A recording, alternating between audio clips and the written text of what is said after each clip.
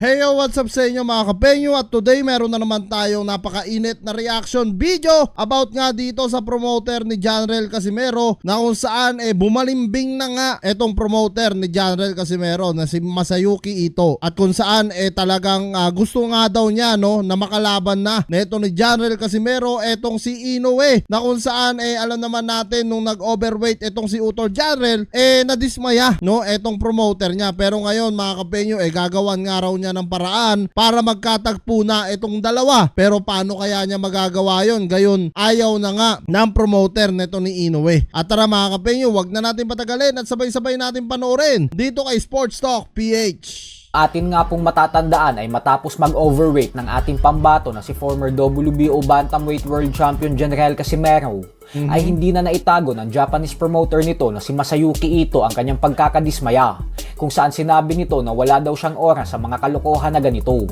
Hindi niya daw alam kung bakit hindi pa din nakuha ni Casimero ang tamang timbang kahit pinapunta niya na ito ng maaga sa Japan at binigyan ng bahay, driver at gym para makapag-ensayo. Ito yung mga kapenyo nasabi ito ni Masayuki Ito kasi nadismaya talaga siya nung mga araw na yon dahil nga sa pag-overweight neto ni Janrel Casimero, which is mali talaga, pero nangyari na yung nangyari mga kapenyo. Ang pinakamaganda rito is move on etong susunod mga makakalaban ni Janrel. Sana mas maganda yung maibigay ni Masayuki para at least matuwa talaga yung boxing fans, at hindi lang yon, yung mga solid supporters din neto ni Janrel Casimero. Dyan ay kinwestiyon din ni Ito kung ano daw ba ang problema sa management ni Casimero, at na dahil umano sa pag-overweight nito kaya naman wala na daw pag-asang maikasa ang bigating mega showdown sa pagitan ni Casimero at ng Japanese monster na Oya Inoue. Subalit ngayon nga po na nakuha ni Casimero ang panalo via first round knockout kontra kay Saul Sanchez, ay tila nagbago ang ihip ng hangin at kumambyo si Masayuki Ito. Ayon po kasi kay Ito ay kapansin-pansin daw na sobrang lakas daw talaga ng left hook ni Casimero, kaya naman gusto niya pa din daw gawin ang laban nito kontra kay Inoue. Naniniwala din umano siya na si Kasi sa totoo lang mga kapenyo, napaka-impressive knockout kasi talaga yung ginawa nito ni Utol Janrel Casimero, na kung saan pwede pa nga maging knockout of the year to kasi napakaganda talaga ng combination niya, left hook, pasok na pasok dito sa sentido nito ni Sanchez, na kung saan talagang ininda ni Sanchez ito. Kahit pasibihin natin 12 rounder at 10 rounder etong si Sanchez, talagang hindi siya nakawala sa bagsik ni Utol Janrel Casimero. Kaya naman hindi natin masisi kung bakit napabilib niya etong promoter nga niya dahil talagang kahit sino, tayo nga mga normal lang nanonood, bumilib tayo kay Janrel diba? What if pa yung kanyang promoter, di mas lalong tuwan-tuwa, baka pumapalakpak ang tenga niya tapos yung mata puro dollar sign.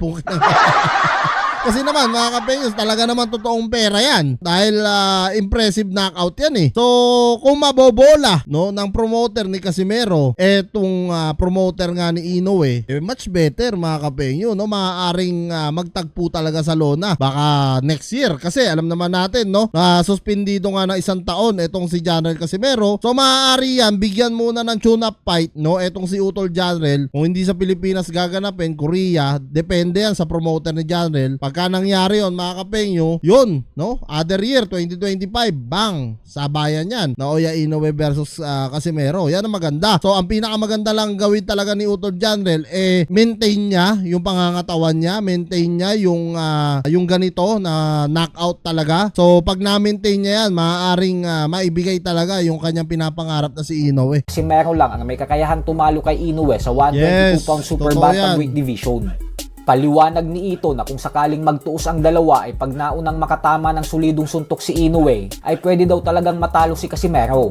Which is totoo naman talaga yon, Talagang si Inoue, wag po natin maliitin yan dahil malakas din talaga yan. Hindi naman magiging pound for pound yan kung hindi malakas yan, 'di ba? Alam naman natin lahat yan. Lahat ng nilalagay sa pound for pound, ibig sabihin nun, isa sa talagang malakas, Kumbaga talagang marami ng pinabagsak. Ang laban lang kasi ni Utol dito, may knockout power kasi si Janrel Casimero. So hindi pa rin pwedeng magkampante itong si Inoue hanggang 12 rounds. Kung 12 rounds man ng paglabanan nila, hindi pwedeng magkampante si Inoue. Kasi maaari rin siyang matalo if ever na masundutan siya neto ni Janrel. Pag minaliit niya si Janrel Casimero sa oras ng fight nila gaya ng ginawa ni Sanchez na in-underestimate nila, may kalalagyan din si Inoue. Alam na natin na malakas talaga si Inoue. Pwede niya mapatumba talaga si Janrel, lalong-lalo na sa mga late rounds. Pero wag din siyang kampante, no? Wag siyang kampante kasi may knockout power yung tao. Pwede rin siyang bumagsak anytime. Yun yung maganda rito. Yun yung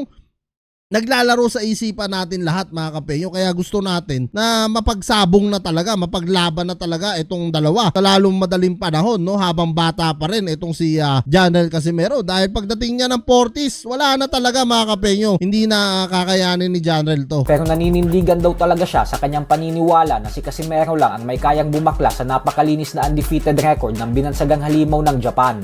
Kita nyo na? Maski promoter neto ni Janrel Casimero, naniniwala siya. Japanese na yan Hapon na yan. Naniniwala siya nakakayanin talaga ni Utol Janrel ito. Which is totoo naman talaga, nakakayanin ni Utol Janrel. Kahit ako mga kapenyo, sa sarili kong opinion, naniniwala ako na kayang-kaya ni Janrel Casimero to. Once na pumasok na ang left hook ni Janrel at hindi na iwasan ni Naoya Inoue, hindi na siya makaka-recover. Sigurado yan mga kapenyo. Kung kay Nery naka-recover siya ng left hook ni Nery, kay Janrel sigurado yan mga kapenyo, may kalalagyan yan if ever na talagang pumasok Kaya ito yung sinasabi nga ng promoter niya na talagang may believe siya kay Casimero. Subalit ganun pa man nga po ay aminado pa din ng promoter ni Casimero na mahihirapan silang kumbinsihin ang kampo ni Inoue na labanan si Casimero. Oo, yan. Isa pa yon mga kapenyo. Maganda yung mga sinasabi dito ni Sports Talk, At least talagang nabibigyan natin ng komento. Ito yung isang magpapahirap talaga kay sa promoter neto ni Janrel. Kasi nga mahirap kumbinsihin itong promoter ni Inoue, lalo na nadismaya nga daw sila sa timbang, which is maliit na bagay lang naman, napakarami nga nag-overweight dyan, di nila nasita Pero si Janrel lagi na lang, lagi na lang may konting mali sita. Kumbaga parang ang hirap ng kalagayan talaga ni Utol Janrel, ang hirap kasi dami niyang kalaban dahil sa pag-overweight nito. Lalo pat sinabi na mismo kahapon ng manager ni Inoue na si Mr. Ohashi na tinanggal na daw nila sa listahan ng mga potensyal na kalaban ni Inoue ang tinaguriang angas ng Pinas. Yan nga yung nakakalungkot yung mensahe ni Ohashi mga kapenyo, na kung saan talagang medyo masakit sa mga solid fans ni Casimero. Masakit yan na marinig na wala nang pag-asa etong si Utol Janrel. Pero wag tayo mag-alala, hoping tayo mga kapenyo. Total ginagawa naman daw pala ng paraan ng promoter ni Janrel. Maaring hinihilot pa yan mga kapenyo, lalo na ngayon suspendido naman si Janrel, so pwede nilang sabihin yan. Pero pagka wala na, maaaring mapagharap pa rin. At na hindi daw nila tatanggapin ang panalo nito kontra kay Sanchez nang dahil sa bigo umano itong makuha ang tamang timbang sa 122 pound limit ng super bantamweight division.